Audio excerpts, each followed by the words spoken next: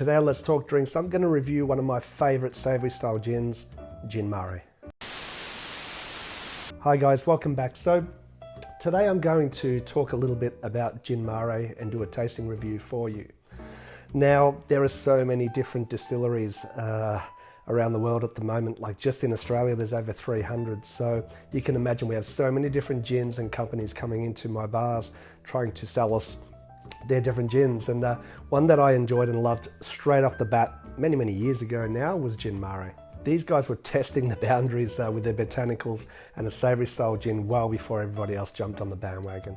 With botanicals including basil, rosemary, olive, they created at the time a savoury and unusual gin that was really sort of played on and wanting to go along with the gastronomy and to be drunk with food.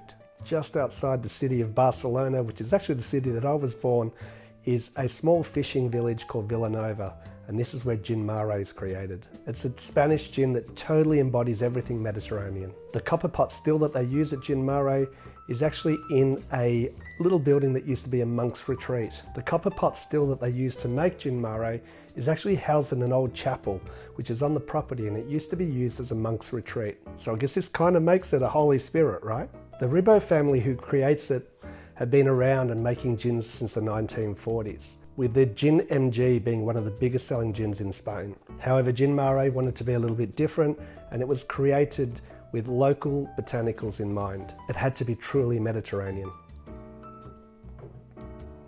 The Arbequina olives that they use as their local ingredient have a really low yield once that they're juiced, and they actually need 15 kilos of these olives for every batch of Gin Mare. They also use citrus, cardamom, coriander, thyme, basil, rosemary, and obviously juniper berries. The citrus is a custom blend of sweet oranges from Sevilla, bitter oranges from Valencia, and their lemons from Lleida. And what's crazy is these peels are macerated in 50% ABV neutral spirit for a year.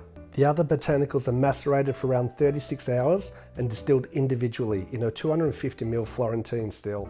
A Florentine still is like a special little still that is used a lot in making perfumes as well. All 6 botanical distillations are then blended with water, some more neutral grain spirit, and this is how Gin Mare is made. So let's give it a try. I've tried this many times.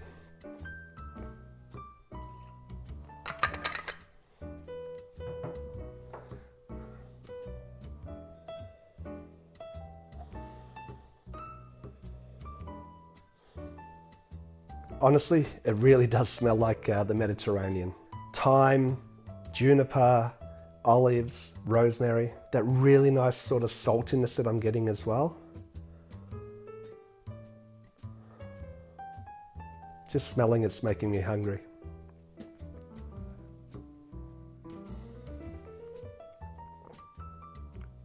Okay, I'm getting this really nice thyme burst. I'm picking up on the juniper, which is great. That citrus, a little bit of basil there. On the finish, I'm getting a really nice finish. It's very nice and oily. I'm picking up a little bit of coriander there. It's a really well balanced and perfectly made gin, honestly. I know I may be sounding a little bit patriotic being a Spanish Australian, however, I think you should go out and try this. How do I drink this?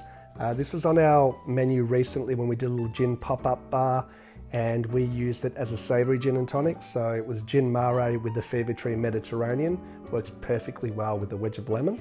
I love it in a dirty martini. That olive brine goes really well with the olives that are in this gin. Goes awesome in a gin basil smash. I think there's a link that I'm going to leave at the end of the video on how to make that. Even in a savoury Negroni it works well, but I kind of just like even just drinking it straight on its own like this. So guys, get out there, head into a bar, give it a try, or go out to a store, buy a bottle. You won't be disappointed. Please like, subscribe, and we'll see you again soon on Let's Talk Drinks.